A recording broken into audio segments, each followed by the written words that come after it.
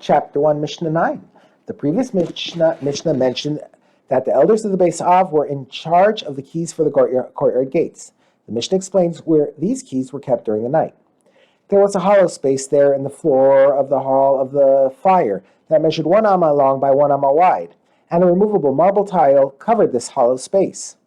A ring was set into the top of the tile by which it could be lifted, and attached to the other side of the tile was a chain upon which the keys for the courtyard gates were hung.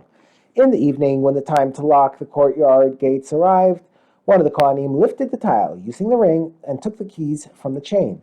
The Kohen then locked the courtyard gates from the inside, and while he was doing this, a Levi guard was sleeping on the outside of the hall of the fire, on the Temple Mount, until it was time for the night watch to begin. When the Kohen finished locking all of the other courtyard gates, he returned the keys to the chain and then returned the tile to its place in the floor. He then put his bedding on top of the tile and went to sleep there to safeguard the keys through the night. If one of the Kohanim in the hall of the fire experiences a seminal emission during the night, he becomes tameh and is referred to as a Baal Keri. In order to become fully tahor, he must immerse in a mikveh and wait until nightfall. A Baal Keri is forbidden to enter the Temple Mount, and one who becomes a Baal Keri while on the mount is required to leave immediately. However, a Kohen sleeping in the hall of fire who becomes a Baal Keri could not simply leave the temple because the gates were locked. The Mishnah therefore discusses what would be done in this case.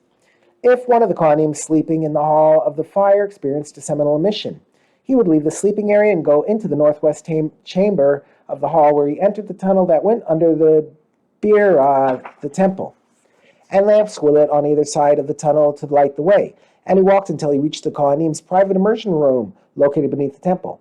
After immersing in the mikveh located there, see Mishnah 6, the Kohen would walk back through the tunnel and re-enter the northwest chamber of the hall of the fire, where he remained until the gates were opened in the morning. The Mishnah cites another opinion about what the Kohen did after reaching the immersion room. Rabbi Eliezer ben Yaakov says, after immersing in the mikveh, the Kohen did not return to the hall of the fire at all. Rather, he left the immersion room through a second tunnel that went under the chel, the 10 amma wide area of the Temple Mount just outside the courtyard walls, and out to the Temple Mount, where he remained until morning. When the gates were opened, he would leave the Temple Mount and go on his way, exiting through the Tadi gate.